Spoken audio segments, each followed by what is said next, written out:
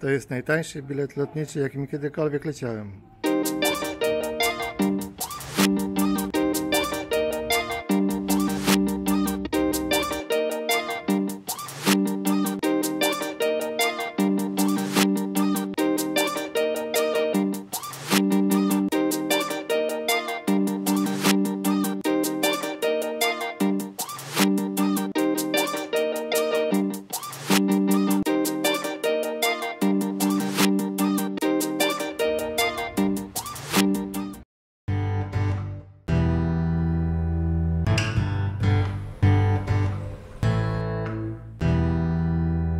To jest najtańszy bilet, jaki kiedykolwiek kupiłem na samolot. To jest niecałe 40 duńskich koron, czyli to się kalkuluje na polską złotówkę 24 zł za bilet w jedną stronę. W dwie strony z dodatkowym bagażem wyszło mi 243 zł. Lot pomiędzy Kopenhagą a Neapolem. Ale równie dobrze można było się zmieścić w tej podstawowej cenie.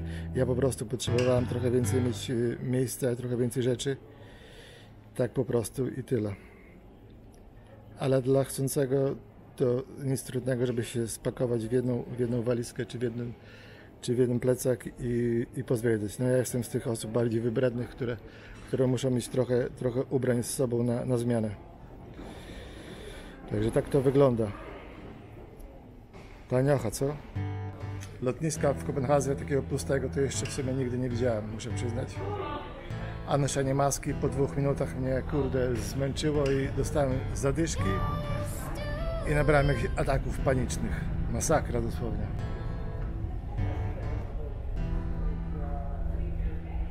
No nic, lecimy do Neapolu. Pozdrówka.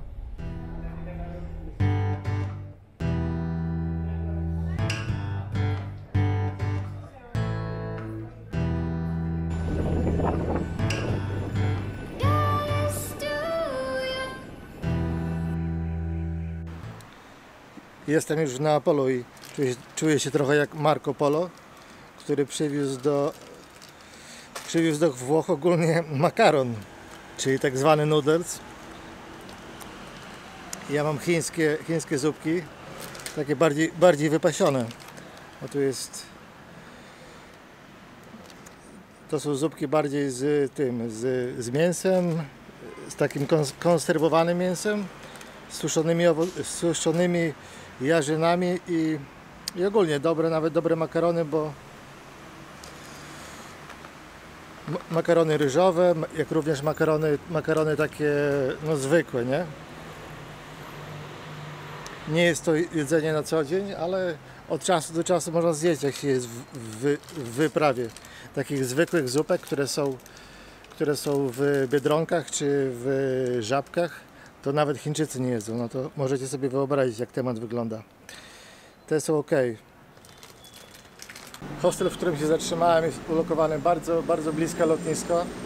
Jest to niecałe gdzieś 20 minut drogi piechotą, także można zobaczyć te rejony takie, powiedzmy, mniej turystyczne, jeżeli chodzi o Neapol. Ja jeszcze w sumie nie widziałem, ale no te rejony tutaj od lotniska w dół do hostelu nie są aż tak bardzo zachwycające, jakby się chciało od miasta, powiedzmy, turystycznego, czy takiego dość popularnego, powiedzmy tak, nie? Jeżeli idę zjem zupkę, nie przepadam zbytnio za chińskimi zupkami, ale czasami wypada, no i lecę pozwiedzać trochę Neapolu. Wiem, że dużo nie zobaczę, bo już nie mam dzisiaj aż tak bardzo wiele czasu, jest godzina chyba 5 czy 6, zaraz będzie się ściemniać, także sobie pewne rzeczy pozostawię na jutro. Także tyle, pozdrawiam.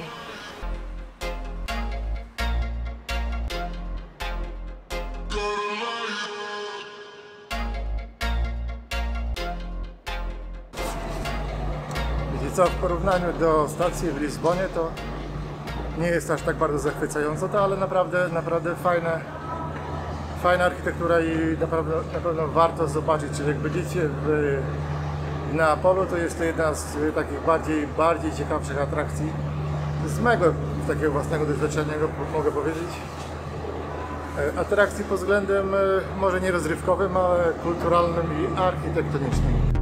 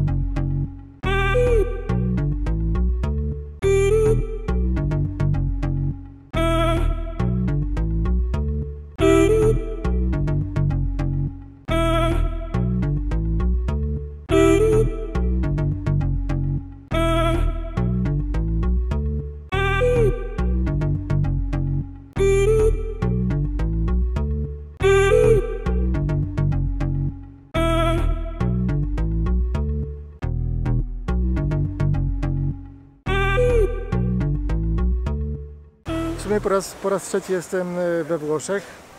Byłem już w Rzymie, we Florencji, w Mediolanie, w Padwie, w Weronie, w Wenecji. A tutaj jestem po raz pierwszy, no i po raz trzeci ogólnie we Włoszech.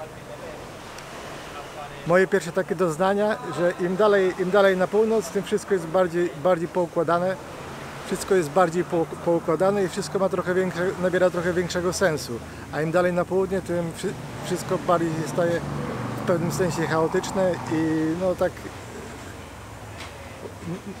mniejszy ład panuje, powiedzmy tak, ale to jest spowodowane może być wieloma czynnikami, jak pewne kulturowe naniesienia, jak również to, że im dalej na południe, tym cieplej jest, nie, w sumie. Czyli im bliżej równika, tym cieplej. Centrum miasta jest nawet ciekawe, dużo bardziej ogarnięte w porównaniu do tego obrzeża, w którym ja mieszkam.